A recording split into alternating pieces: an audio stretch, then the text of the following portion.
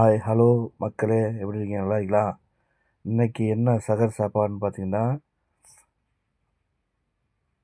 முட்டை பொரியலும் குப்பூஸ் பக்கெட்டும், அதுக்கப்புறம் வெள்ளரிக்காய் முட்டை பொரியல் ஒன்று, அதுக்கப்புறம் வெள்ளரிக்காய் பிஞ்சு, அப்புறம் குப்பூஸ். இதை வச்சு தான் சாப்பிட போகிறோம். அடுத்தபடியாக சிக்கன் கறி ஆக்கி வச்சுருந்தோம். கறியானம் அதையும் கொஞ்சம் பக்கத்தில் வச்சு அதையும் தொட்டு சாப்பிடுவோம். இன்றைக்கி சகர் சாப்பாடு இது தான். ஏன்னா சிம்பிளாக சாப்பிடுன்னு சொல்லிட்டு சாப்பிட்றோம். அடுத்தது நோம்பு திறக்கிற வீடியோ அடுத்தது பாருங்கள். இது என்ன ரேட்னா,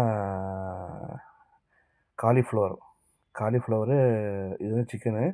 அது காலிஃப்ளவரு பரட்டின கூட்டு, அதையும் நம்ம செஞ்சது தான். அதை வச்சுட்டு சாப்பிட்றோம்.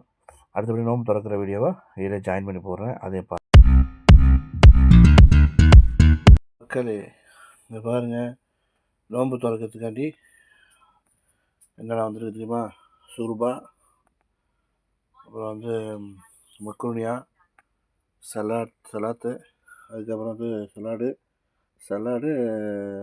நான் சொன்னால குப்பூசில் ஆணத்தை ஊற்றி ஊற வைப்பாங்க சொன்னால, அதே போல் அதில் ஒரு கோழி வந்துடும். நம்ம சாப்பிட போதில் மக்ரூனியாவும் சலாடு சாப்பிட்டு இது நல்லாயிருக்கும், நல்லா டேஸ்ட்டாக இருக்கும். இது நல்லா டேஸ்ட்டாக இருக்கும். நம்ம சாப்பிட போதில் சொல்ல பார்ப்போம். இந்த சலாடு,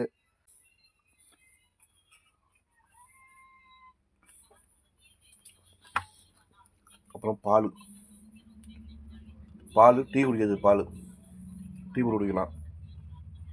வாங்க நோம்பு திறக்கலாம். நோம்பு திறந்துட்ட வாங்க சாப்பிட்லாம்.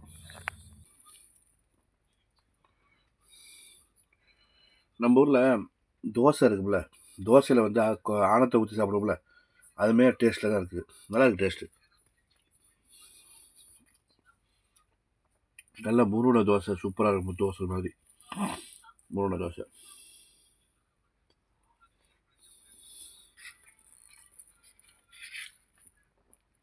அப்படியே வாயில் வச்சா சல்லுன்னு உள்ளே போகுது. அப்புறம் கோழி,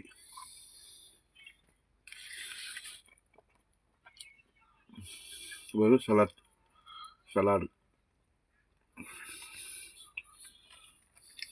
வேறு லெவலு, அட்டகாசம். ஓகே, பாய்.